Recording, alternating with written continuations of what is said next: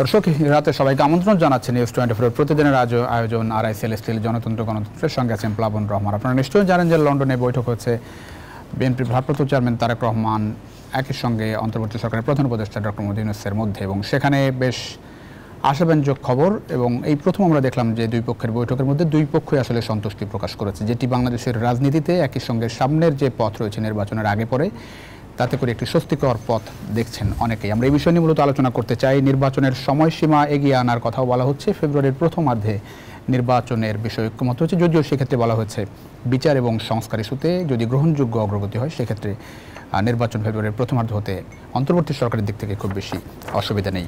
সব মিলিয়ে আমরা এই বিষয় নিয়ে কথা বলতে চাই। আমাদের আজকের আলোচনার বিষয় লন্ডন বৈঠক। আমাদের সঙ্গে দুজন অতিথি আছে, পরিচয় করে দিতে তাদের সঙ্গে। আমাদের সঙ্গে আছেন doctor Asaduzzaman Ripon, vice chairman BNP, একই সঙ্গে আছেন ডাক্তার জাহিদুর রহমান, বিশ্ববিদ্যালয়ের শিক্ষক ও রাজনীতি বিশ্লেষক। দুজনকে স্বাগত জানাচ্ছি জনতন্ত্র অনুষ্ঠানে। ডাক্তার জাহিদুর রহমান, আপনাকে দিয়ে একটু শুরু করতে চাই। আমরা একটু দেখলাম যে যৌথ যে সংবাদ সম্মেলন হলো, এবং একটা বিষয় ইতিবাচক যে দুই পক্ষ থেকেই বলা হয়েছে যে দুই পক্ষই আসলে সন্তুষ্ট। এবারে প্রথম বিএনপির পক্ষ থেকে এমনটা বলা হচ্ছে যতটা বৈঠক হয়েছে। ফেব্রুয়ারির প্রথমার্ধে নির্বাচন হতে পারে, এটি আমরা আমার কাছে যেটি মনে হচ্ছে বিএনপির এন্ড থেকে বেশি আসছে বিষয়টি। অন্তর্বর্তী সরকারের এন্ড থেকে কতটা এসেছে বলে আপনার মনে হয়? এটি আদৌ সম্ভব বলে মনে হয় কিনা? এখনই কি সব অনিশ্চয়তা কেটে গেল কিনা? নির্বাচন আসলেই ফেব্রুয়ারিতে দেখছেন? দেখুন, একটা ল্যাঙ্গুয়েজ যেটা ফর্মালি এসছে সেটার মধ্যে ধরনের সম্ভাব্যতার কথা বলা আছে, তার সাথে শর্তও দেওয়া আছে। শর্ত হচ্ছে এরকম বিচার এবং সংস্কার ঠিকঠাক মতো যদি হয়, মানে বিচার সংস্কার ঠিক মতো, এটা সরকারের দায়, এটার সাথে বিএনপির কোনো সম্পর্ক নেই। কিন্তু আমি যদি রিডিং বিটুইন লাইন্স এবং বডি ল্যাঙ্গুয়েজ বলি, আমি ধারণা করি এরকম একটা ঐক্যমত্য হয়ে গেছে। খুব স্বাভাবিকভাবেই সরকার যেহেতু এপ্রিলে একটা ঘোষণা করে দিয়েছিলেন, সেই জায়গা থেকে ওনারা হঠাৎ করে বেরিয়ে বলে ফেলা সহজ না যে ফেব্রুয়ারির ফার্স্ট উইকে নির্বাচন হয়ে যাবে বা সেকেন্ড উইকে নির্বাচন হয়ে যাবে। সো আমি এটা ধরে নিতে প্রস্তুত যে আসলে এই ধরনের একটা সমঝোতা হয়েছে, এবং সেটাই সরকার জয়েন্ট কমিউনিকে যেটা ছিল বিএনপি তার জায়গা থেকে এটা ক্যাম্পেইন করছে, কারণ বিএনপি সারা দেশের মানুষের এই ব্যাপারটা নিয়ে আলোচনা ছিল, প্রত্যাশা ছিল, তারা সেটাকে অ্যাড্রেস করছেন। সরকারের দিক থেকে যদ্দূর করার আছে করেছেন। আবার সরকারের অনেকে এটা খুব বেশি চাইবেন না, কারণ এই সরকারের কিছু লোকজন আছে যারা ফেব্রুয়ারির নির্বাচন না, এপ্রিলও না, তারা জুন, পারলে এই জুন না, পরের বছরের 27 সালের জুন, 28 সালের জুন, ডিসেম্বর, এটা নিয়ে যাওয়ার চেষ্টা ছিল। এদের অনেকেরই এক অর্থে ডিফিট হয়েছে, তো তারা এটা নিয়ে খুব উচ্ছ্বাস অনেকেই দেখাবেন, সম্ভাবনা আছে, সেটারই একটা ম্যানিফেস্টেশন বলে আমি মনে করি। কিন্তু আমি বিশ্বাস করি মিটিংটা যথেষ্ট, যদি আমাদের সব ওই যে আপনি বলছেন এইটা যদি ইভেন সব ক্লিয়ারলি তাদের মধ্যে সমঝোতা হয়ও, এটা আমরা এক্সিস্টিং যে এসকালেশন ছিল এটা মানতে হবে। বিএনপির সাথে সরকার একটা এসকালেট করেছিল টেনশন, অনেকগুলো স্টেপ, এবং শেষ পর্যন্ত জাপানে প্রধান উপদেষ্টা যেভাবে বিএনপিকে এক ধরনের ভিক্টিমাইজ করার চেষ্টা করছিলেন, উনি একদম অভিযোগ করছিলেন নাম না তুলে, তো পরিস্থিতি খুবই টাফ জায়গায় চলে গেছে। এবং এরপর এপ্রিলে তিনি যখন ঘোষণা করলেন, ডিসেম্বর থেকে এপ্রিল অনেক ডিস্ট্যান্ট প্লেস, সো একটা টেনশন এসকালেট করেছিল। বসতে চাওয়া, বসা, এই সবগুলো এই টেনশনটা কমিয়ে এনেছে এবং একটা আন্ডারস্ট্যান্ডিং তৈরি করছে। এবং এখানে খুব ইম্পর্টেন্ট একটা ব্যাপার আছে, বাংলাদেশের পলিটিক্সের ইতিহাসে আলোচনার ইতিহাস আছে। রিপন ভাইদের দলের সাথে আওয়ামী লীগের ওই যে প্রথম তত্ত্বাবধায়ক সরকারের সময়, তারপরে 1/11 আগে আলোচনা হয়েছে, কিন্তু সেই আলোচনাগুলো শত্রুর আলোচনা, আচ্ছা, তো শত্রু হয়েছে।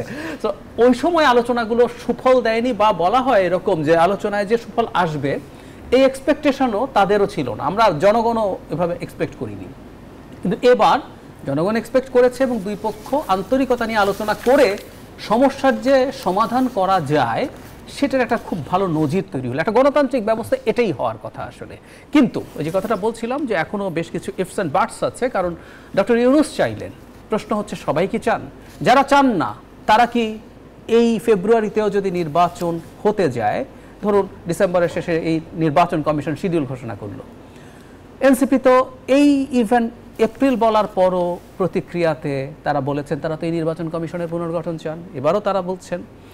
তো ওটা যদি দেয় তারা কি মানবেন এই নির্বাচন কমিশন? যদি না মানেন তারা কি আওয়ামী লীগ নিষিদ্ধকরণের মতো আবার রাস্তায় নামবেন, যমুনায় যাবেন, পরে শাহবাগে আসবেন?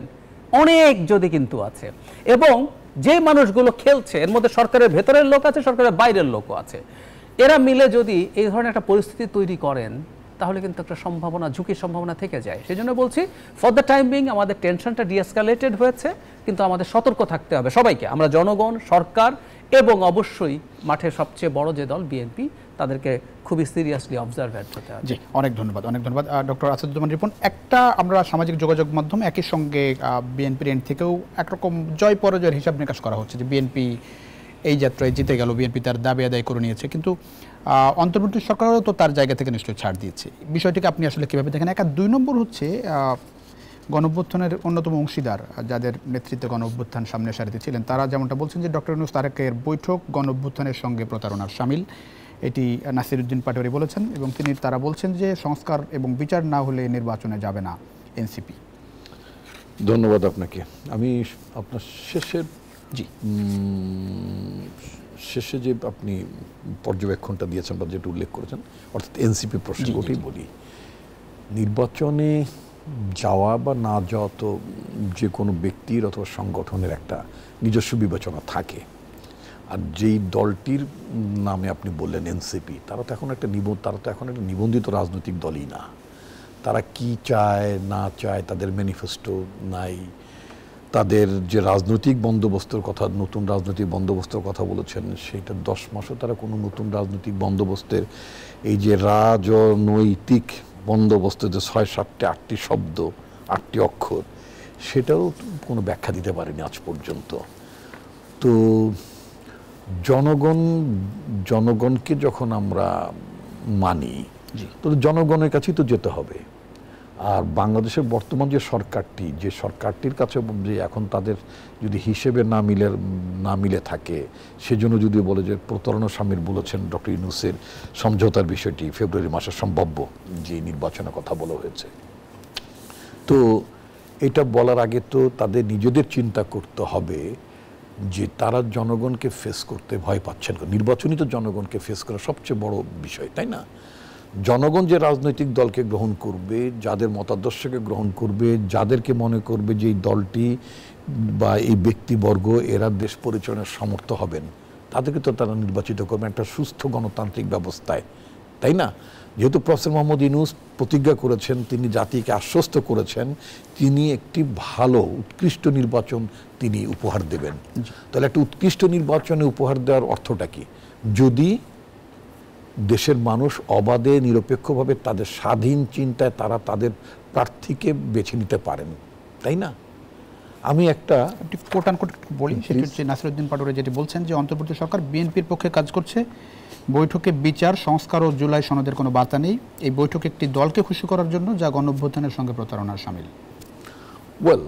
এটা তার মানে বিএনপির হয়ে কাজ করছে। হ্যাঁ, এটা তার পর্যবেক্ষণের বিষয়ে। একই সময় আবার এটাও ঠিক যে প্রফেসর মোহাম্মদ ইউনূসের ইতিপূর্বের বেশ কিছু স্টেটমেন্টসগুলোকে মানুষ অনেকেই বলতেন যে তিনি নতুন গঠিত একটি রাজনৈতিক দলের পক্ষে তিনি কাজ করছেন বা কথা বলছেন, অথবা এই যে বড় সংস্কার ছোট সংস্কার নামে নির্বাচনকে ডিলে করার যে একটা প্রক্রিয়া ছিল বা একটা প্রচেষ্টা দেখা গেছে, সেই ক্ষেত্রে এই ধরনের অভিযোগও ছিল। আমার কথা হচ্ছে বিষয়টাকে আমরা অভিযোগের দিকে যাব না সমাধানের দিকে যাব? What is the solution? এই যে পৃথিবীর বিভিন্ন দেশে একমাত্র তো উন্নত দেশে তো গণঅভ্যুত্থান হয় না, যেখানে মানুষ স্বাধীনভাবে ভোট দিতে পারে, যেখানে মানুষের মানবাধিকার থাকে, তাই না? এবং যেখানে মানুষের সোজাগত সব কিছুর অধিকার থাকে, যেখানে যেই রাষ্ট্রে মানুষ শাসককে প্রশ্ন করতে পারে, রাষ্ট্রে প্রশ্ন তোলার সুযোগ থাকে, সেই রাষ্ট্রে গণঅভ্যুত্থান হয় নাকি? এবং তার যদি কোশ্চেন যদি অ্যান্সার্ড হয়, উত্তর দিতে যদি রাষ্ট্র, সরকার, সমাজ যদি বাধ্য থাকে, ব্যবস্থাটা চলে, সে কিন্তু গণঅভ্যুত্থান হয় না। তাহলে গণঅভ্যুত্থান কোন কোন দেশে হয়? একমাত্র একনায়কতান্ত্রিক দেশ, স্বৈরাচারী দেশে, বিনা ভোটের দেশে, জনগণ অধিকারকে অস্বীকৃতি জ্ঞাপনকারী দেশগুলিতে, এবং সেই শাসক যেই দেশে থাকে তাদের বিরুদ্ধে গণঅভ্যুত্থান হয়। গণঅভ্যুত্থান মার্কিন যুক্তরাষ্ট্রে হয় না, গণঅভ্যুত্থান অস্ট্রেলিয়া হয় না, বা যুক্তরাজ্য হয় না, উন্নত গণতান্ত্রিক ব্যবস্থা হয় না। তাহলে এই যে সমস্ত দেশগুলোতে গণঅভ্যুত্থান সূচিত হয়েছে, ঘটনাগুলো ঘটেছে, সেসব দেশের সলিউশন কি ছিল? বছর পর বছর বিচারের জন্য অপেক্ষা করা, তারপর আপনার রিফর্ম করার নামে আপনার অনির্বাচিত কর্তৃপক্ষ আপনার ক্ষমতা থাকে? নিশ্চয়ই না। আপনি যদি 70 সালের কথা যান, before the birth of Bangladesh, 70 সালে যদি যান, আপনার 69 সালে তৎকালীন পাকিস্তানের গণঅভ্যুত্থান হয়েছিল, যে গণঅভ্যুত্থানের ফলে তৎকালীন প্রেসিডেন্ট আইয়ুব খান ক্ষমতাচ্যুত হয়েছিলেন। তারপরে একটা মিলিটারি গভর্নমেন্ট টেক ওভার করেছিল জেনারেল ইয়াহিয়া খানের নেতৃত্বে। But finally general Yahya Khan তো একটা নির্বাচনের প্রতিশ্রুতি দিয়েছিলেন, একটা নির্বাচন হয়েছিল, নির্বাচনটা ফ্রি ফেয়ারও হয়েছিল, এতে কোনো সন্দেহ নেই। একটা মিলিটারি ডিক্টেটরের হাতেও তার কর্তৃত্বাধীন মানে প্রতিষ্ঠানগুলো কিন্তু একটা ভালো নির্বাচন করেছিল, কিন্তু নির্বাচনের ফলাফল বাস্তবায়ন করেনি, মানেনি বলে বাংলাদেশের অভ্যুদয় ঘটেছে, বাংলাদেশ সৃষ্টি হয়েছে, তাই না? এখন কত হচ্ছে, যদি অতি সম্প্রতির যদি আপনি শ্রীলঙ্কার ইতিহাসও দেখেন, সেখানেও কিন্তু প্রেসিডেন্ট পালিয়েছে, সেখানেও প্রেসিডেন্টের প্রাসাদ জনগণ অকুপাই করেছিল, সেখানেও কিন্তু প্রেসিডেন্টের বাসভবনের কি বলে গদিতে মানে মানে শয়ন কক্ষে সেখানেও মানে উল্লসিত জনগণ সেখানে পায়ের উপর পা তুলে কয়েক সেকেন্ডের জন্য নিজেকে প্রেসিডেন্টও ভেবেছিল, অকুপাই যখন তারা করলো। একই ঘটনা তো আমাদের বাংলাদেশের গণভবন হয়েছে, এখানেও তো একটা অকুপাই গণভবন হয়েছে, যেটা মানে বাংলাদেশ খুব খুব কম দেশগুলোতে আপনার এরকম জনগণ অকুপাই করে। আমি 5ই আগস্টের ঘটনাটা বলো, অকুপাই গণভবন, অকুপাই আপনার আমাদের পার্লামেন্ট, এই ঘটনাগুলো তো ঘটেছে। তার মানে এটার প্রকৃত অর্থেই সামগ্রিকভাবে সকল জনগণের অংশগ্রহণের মধ্য থেকে একটু অভ্যুত্থান।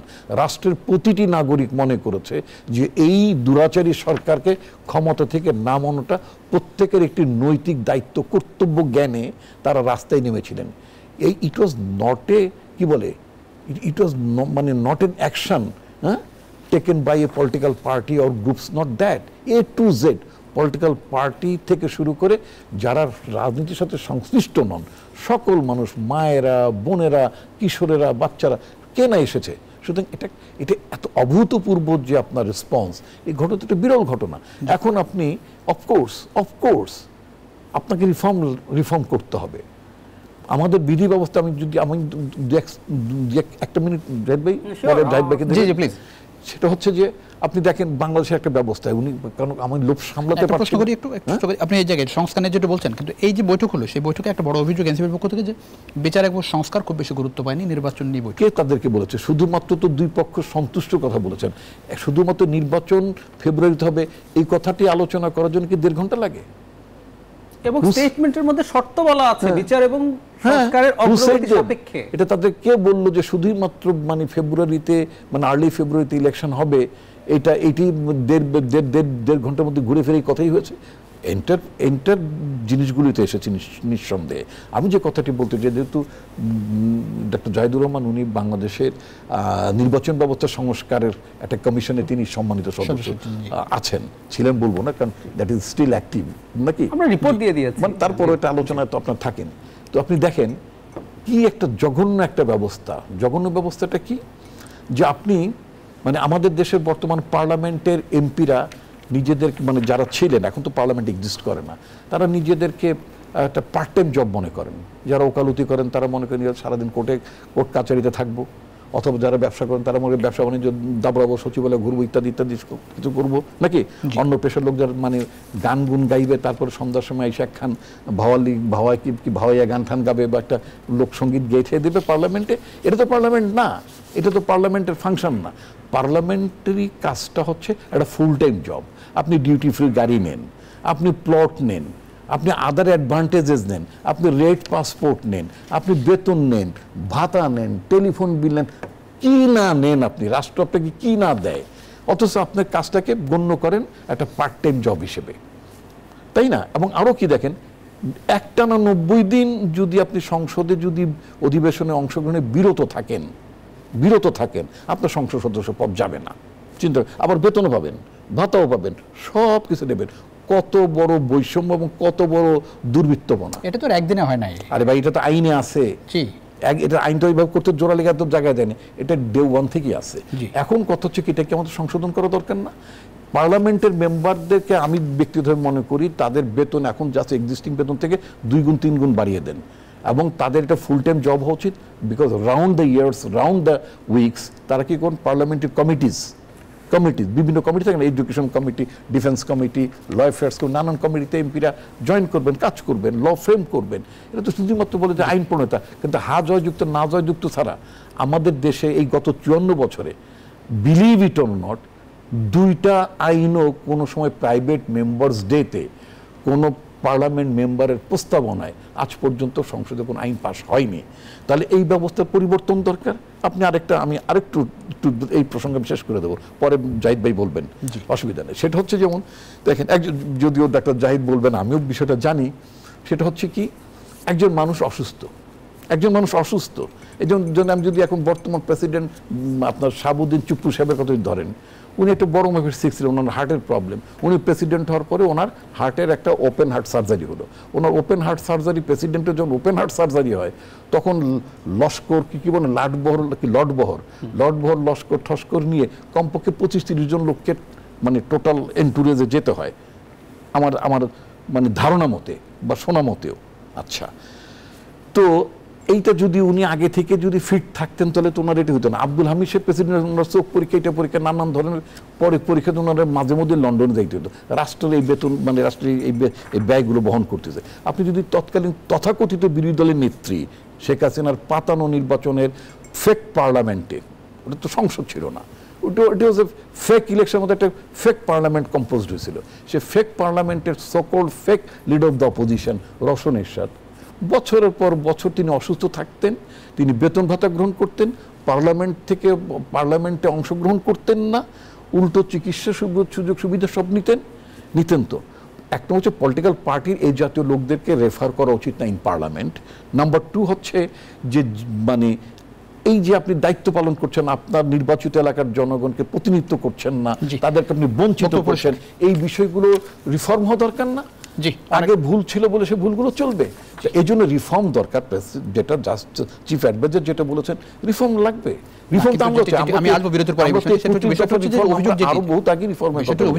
বিচারও হতে হবে শেখ হাসিনা এবং লুটেরা সরকারের বিচারও হতে হবে, কিন্তু we cannot wait for years after years। আমরা তো বছর পর বছর আমরা অপেক্ষা করবো না। নির্বাচন হবে, বিচার হবে, আপনার কি বলে আপনার সংস্কার হবে, এগুলো সবই চলমান প্রক্রিয়া, উইল কন্টিনিউ ইট। অনেক ধন্যবাদ দর্শক, ছোট বিরতির সময় হচ্ছে। আরআইসিএলএসটির গণতন্ত্র ফিরছি কিছুক্ষণের মধ্যে, আশা করি সঙ্গে পাচ্ছেন আপনাদের বিরতি। দর্শক আবারও স্বাগত। আরআইসিএলএসটির গণতন্ত্র এর সঙ্গে আছেন প্লাবন রহমান। আমরা কথা বলছিলাম ডক্টর ইউনূস তারেক রহমান বৈঠক প্রসঙ্গে, সঙ্গে আছেন doctor Asaduzzaman Ripon, doctor Zahidur Rahman. Doctor Zahid, কিছু আশঙ্কার কথা আপনি বলছিলেন, সামনে অনেকগুলো বিষয় আছে যেগুলো আসলে সহমত হওয়া, ঐক্যমতে পৌঁছানো কঠিন, বিশেষ করে এনসিপির সঙ্গে বিএনপি যে বিরোধ আগে থেকেও ছিল, এই বৈঠকের পরেও নানা রকম নেগেটিভিটি দেখাচ্ছে তারা। সামনের সময়টা আসলে কেমন দেখছেন আপনি? মানে এনসিপি সম্পর্কে আমি মনে করতে পারি, এনসিপি যখন লঞ্চ করলো দল হিসেবে, তখন আমি একটা কলাম লিখেছিলাম একটা পত্রিকায়, সেখানে একটা কথাটা এরকম ছিল, এটা আমি এখনো বিশ্বাস করি, একটা রাজনৈতিক দলের উচিত হচ্ছে রাজনীতি করা।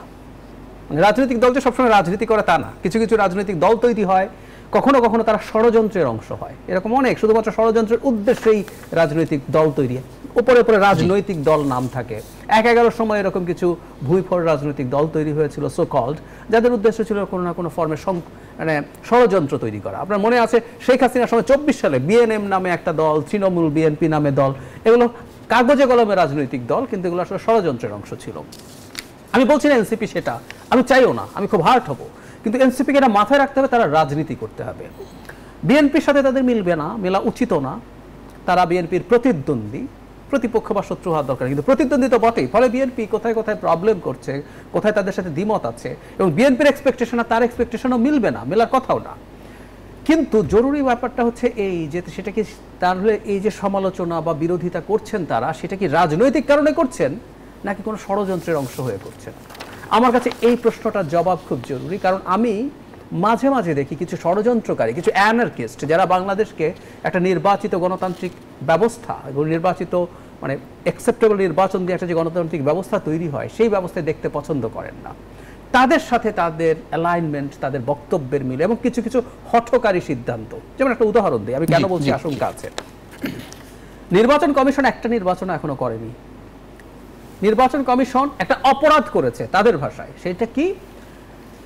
জনাব ইশরাকের যে মামলায় রায় হয়েছে, নির্বাচন কমিশন আপিল করে না এটার বিরুদ্ধে। আচ্ছা, একটু মামলাটা খেয়াল করি। মামলাটা হচ্ছে জনাব ইশরাক মামলা করেছিলেন, বিবাদী করেছিলেন জনাব তাপস এবং নির্বাচন কমিশনকে, যেটা ভুয়া নির্বাচন হয়েছে, তাপস ভুয়া মেয়র হয়েছিল, এরকম।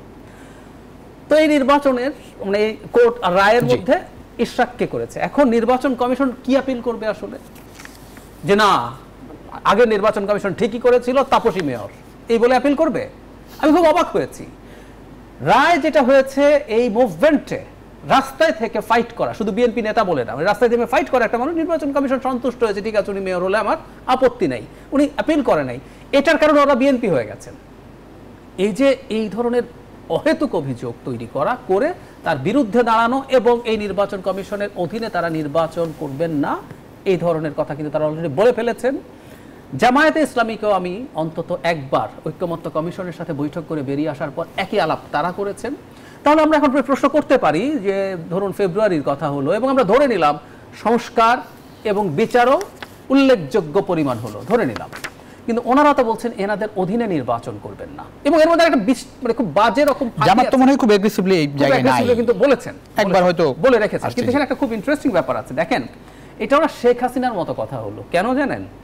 আমরা তো সেই কবে থেকে 11 সালে যখন তত্ত্বাবধায়ক সরকার বাতিল করলো তখন থেকে আমরা একটা ফাইট শুরু করেছি যে তোমার মতো শয়তানি আছে।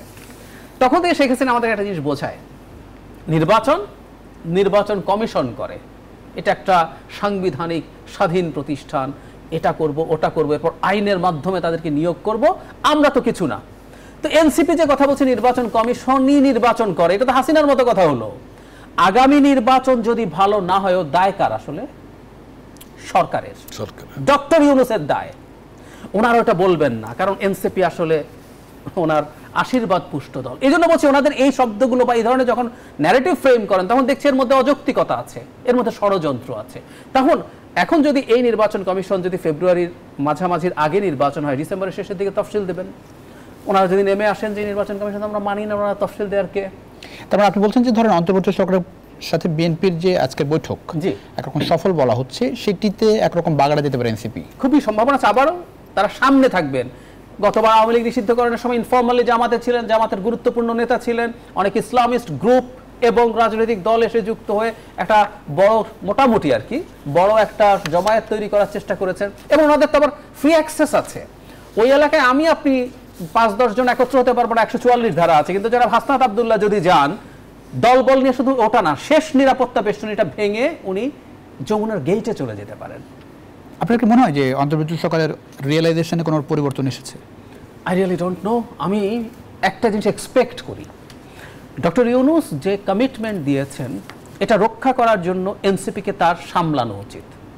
ওনার যতটুকু প্রভাব আছে, ওনার এই প্রভাব আছে, উনি তাদেরকে তার নিয়োগকর্তা হিসেবে বলেছেন। ইভেন এটা এতটাই যে যখন উনি পদত্যাগ করার মতো সিদ্ধান্ত নিচ্ছেন বলে মনে হচ্ছে, তখন বিএনপি জামায়াতে ইসলামী দেখা করতে চাইছে, উনি দেখা দিচ্ছিলেন না, উনি ওনার দুঃখের কথা, অভিমানের কথা জনাব নাহিদ ইসলামকে বলেছেন। সুতরাং আমি ওদের উপরে যে পরিমাণ লেভারেজ আছে ওনার সেটা ব্যবহার করা। একটা প্রশ্ন, সেটা হচ্ছে এনসিপির, এই যে বললেন যে এনসিপির কোনো সামলানো উচিত, এনসিপি যে সামলাবে ডক্টর ইউনূস, এই যে তারেক রহমানের সাথে যে বৈঠক হলো, সেই বৈঠকে এনসিপির একটু ধারণা থেকে জানতে চাই কি ধরনের আলাপ এখানে হতে পারে? 1.5 ঘন্টার বৈঠকে নিশ্চয়ই আমি ধারণা করি এর অনেক কথা আছে। জি, কারণ হলো এখানে যত আনরিজলভড ইস্যুস ছিল সেগুলো আছে এনসিপির মধ্যে। এখানে একটা জিনিস একটু যোগ করা জরুরি, এটাও আমি, এনারা খুবই তরুণ এবং এনারা আমাদেরকে এমন একটা ঋণ তৈরি করেছেন, এনাদের বিরুদ্ধে অনেকের বিরুদ্ধে অনেক অভিযোগ আছে, তারা অনেকে ভিলেন হয়ে যাবেন। এটা হয়, আমাদের ইতিহাসে এরকম প্রচুর হিস্ট্রি আছে। কিন্তু যে কাজটা ওনারা করেছেন এটার জন্য শ্রদ্ধা জায়গাটা থেকে যাবে। এখন এদের মধ্যে কিছু মানুষজন প্রকাশ্যে, আমি নাম বলছি না, গুরুত্বপূর্ণ পাবলিক ইন্টেলেকচুয়ালস একটা অহেতুক ভীতি তৈরি করার চেষ্টা করছেন যে তোমরা যদি এই সংবিধান পাল্টে না ফেলো, তোমরা যদি নতুন করে প্রক্লেমেশন দিয়ে, এমনকি বিপ্লবী সরকারেরও কথা বলছিলেন, তাহলে কিন্তু ভবিষ্যতে শেখ হাসিনা আসলে বা ইভেন নেক্সট এনি গভর্নমেন্ট তোমার বিচার করে ফেলবে। এই সংবিধানে আর্টিকেল 7 আছে, 50th অ্যামেন্ডমেন্ট যখন বাতিল হয়েছে সেইখানের মধ্যে এগুলো সব চলেও গেছে। হোয়াটএভার, এগুলো প্রত্যেকটা ভুল এবং মিথ্যে কথা, কিন্তু তা থেকে ভীতি দেখানোর চেষ্টা করা হয়েছে। আমি মনে করি যে এই আলোচনা হয়তো ওখানে হয়ে থাকতে পারে যে তাদের ভবিষ্যতে তাদের যে সিকিউরিটির প্রশ্ন আছে সেটা নিশ্চিত করা, এটা যে কেউ করবে, আমি সিরিয়াসলি মনে করি, এর মধ্যে কোনো কিছু নেই। এবং তাদের রাজনৈতিক ভবিষ্যৎ এবং তাদের রাজনীতি করার যে একটা, ধরুন আমরা ভবিষ্যতে নির্বাচিত সরকার যদি বিএনপি আসে, তারা যাতে রাজনীতি করার সেরকম জায়গা পায়, আমারও অ্যাপিল এটা। আমি কিন্তু ব্যক্তিগতভাবে এটা বলে রাখি, বাংলাদেশে বিএনপির একটা বিকল্প দল লাগবে। তো আমি এখন আমাদের সবচেয়ে কপাল খারাপ, আমি বিএনপির একজন খুবই গুরুত্বপূর্ণ নেতার সামনে এই কথাটা বলছি, তবে আমি ওনাকে চিনি, উনিও এটা অ্যাগ্রি করবেন। আমাদের কপাল খারাপ হচ্ছে আমরা না কোনো ভালো শক্তিশালী বিরোধী দল পাচ্ছি না। বিরাট ব্যবধানে ওনারা এবার জিতবেন, পরের নির্বাচনটাও তারা বড় ব্যবধানে জিতবেন। তো ভ্যাকিউমে কে আসবে? অপশন কি? অপশন হলো আইদার ইসলামিস্টরা বিকল্প হিসাবে আসবে, অথবা আওয়ামী লীগকে মানুষ খোঁজা শুরু করবে।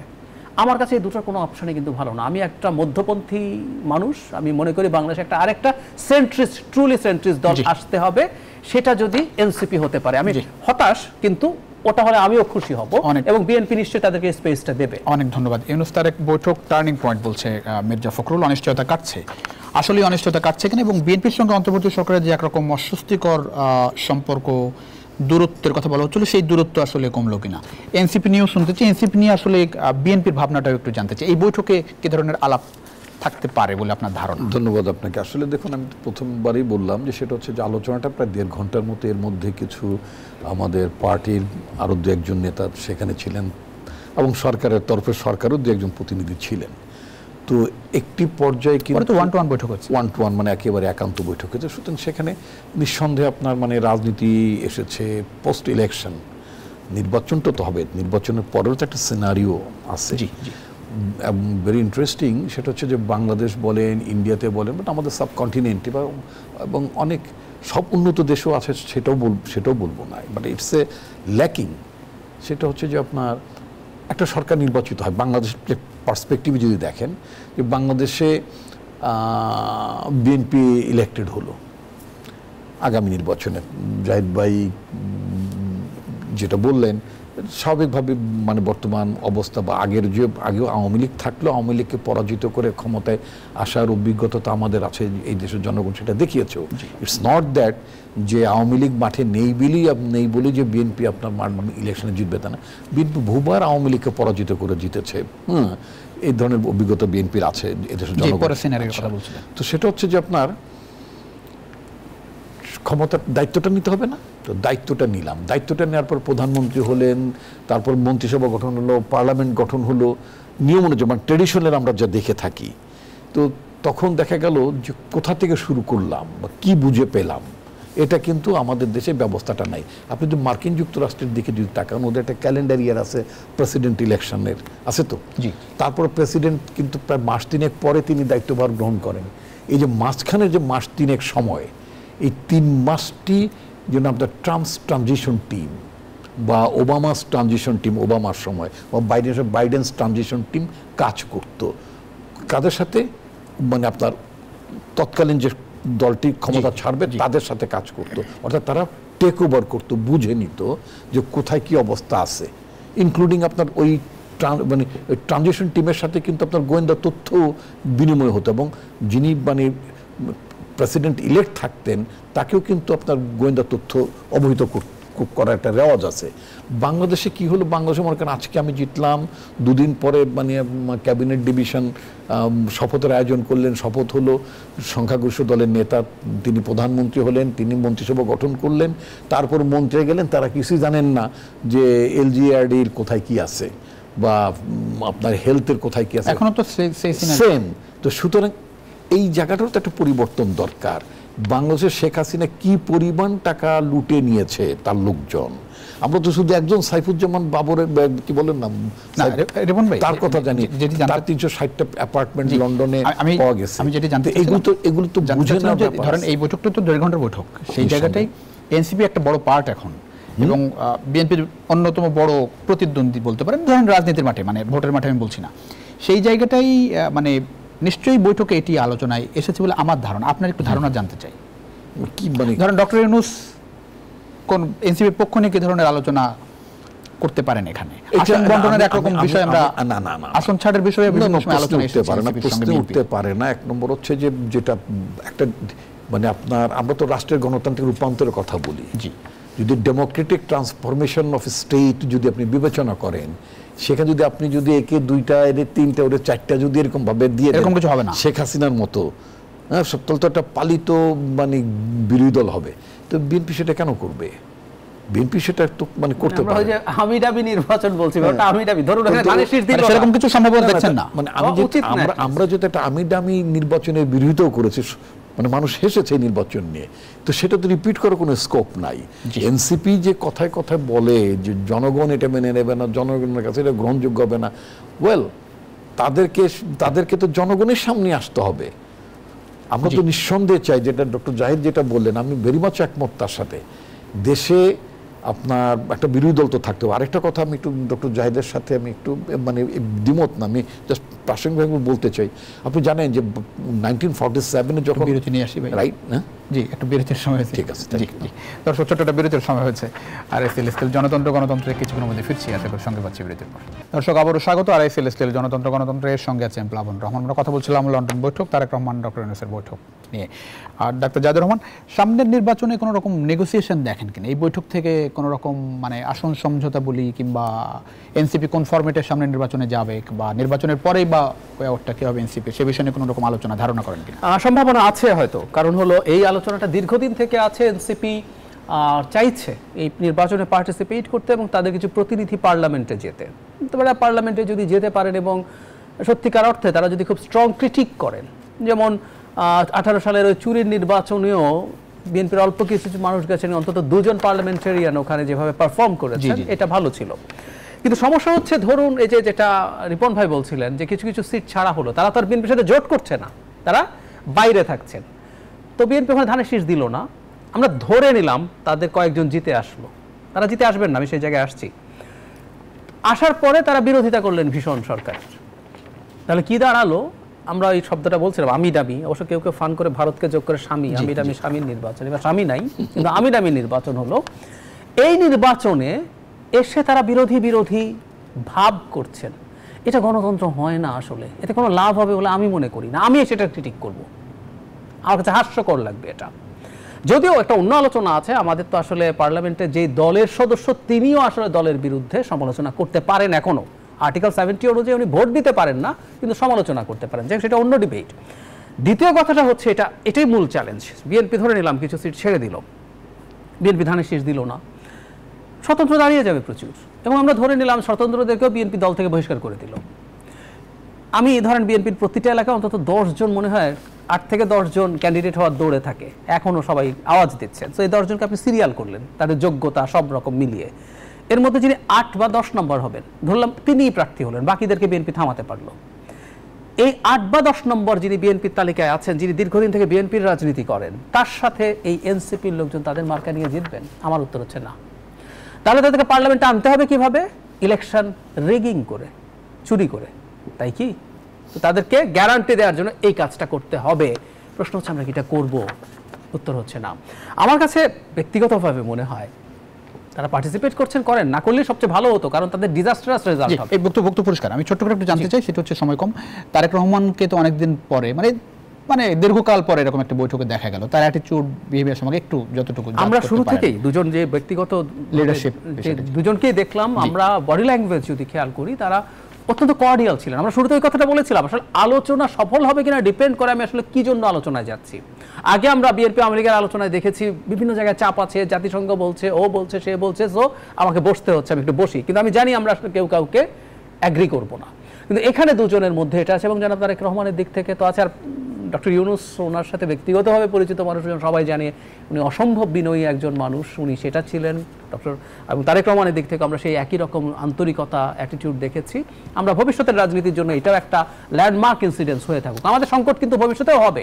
ইভেন এনসিপির সাথেও যে বিএনপি সংকট হচ্ছে, আমরা দেখতে চাই কোনো একদিন বিএনপির সাথেও এনসিপির কোনো ধরনের আলোচনা, সিট ভাগাভাগির কথা বলছি না, পলিটিক্যাল সেটেলমেন্টের আলোচনা হতে পারে। অনেক ধন্যবাদ ডক্টর আসাদুজ্জামান রিপন। লিডার হিসেবে তারেক রহমান অনেকদিন পরে দেখলেন এরকম একটি বৈঠকে, আমি কি বলবো আপনাকে?